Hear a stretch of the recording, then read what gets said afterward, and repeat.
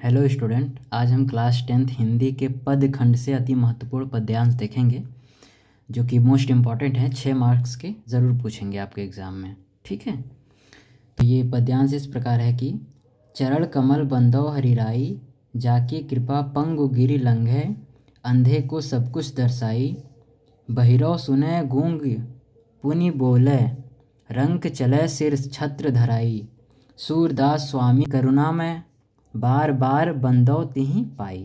ठीक है, तो ये आपके एग्ज़ाम में ये पद आएगा और इसका आपको 2 नंबर्स के संदर्भ लिखने होंगे और 2 नंबर का इसी में से आपको एक क्वेश्चन पूछेगा और रेखांकित अंश कर दिया गया, जो कोई लाइनिंग आपको रेखा खींच दिया गया होगा नीचे और रेखांकित अंश की व्याख्या करना होगा।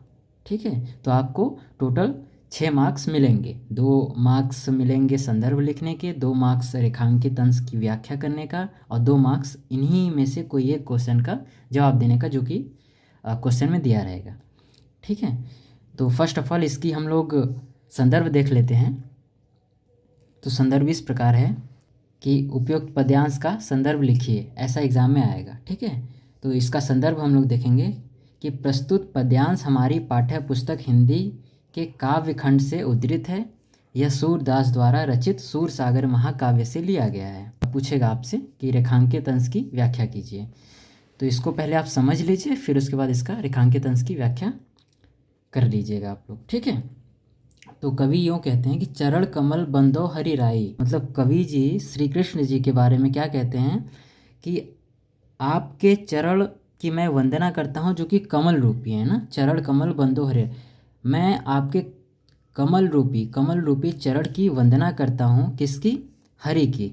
ठीक है, और जिसकी जाकी कृपा पंगु गिरि लंघे, अंधे को सब कुछ दर्शाई, जिसकी कृपा से पंगु यानी लंगड़े गिरी पहाड़ को लांघ जाते हैं और अंधे को सब कुछ फिर से दिखाई देने लगता है। दर्शाई यानी दिखाई देने लगता है। आगे देखते हैं।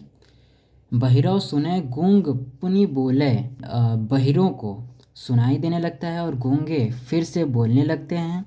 रंक चले सिर छत्र धराई, गरीब अपने सिर पर राज छत्र धारण करके चलता है। सूरदास स्वामी करुणा में बार बार बंदो तिहि पाई।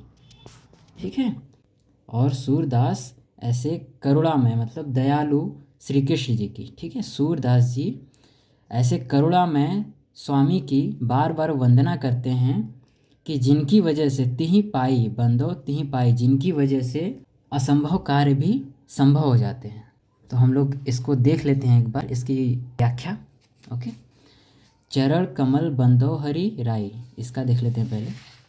श्री कृष्ण के भक्त सूरदास जी श्री कृष्ण के कमल रूपी चरणों की महिमा का चित्रण करते हुए कहते हैं कि हे प्रभु, मैं आपके चरणों की वंदना करता हूँ जो कमल के समान कोमल हैं।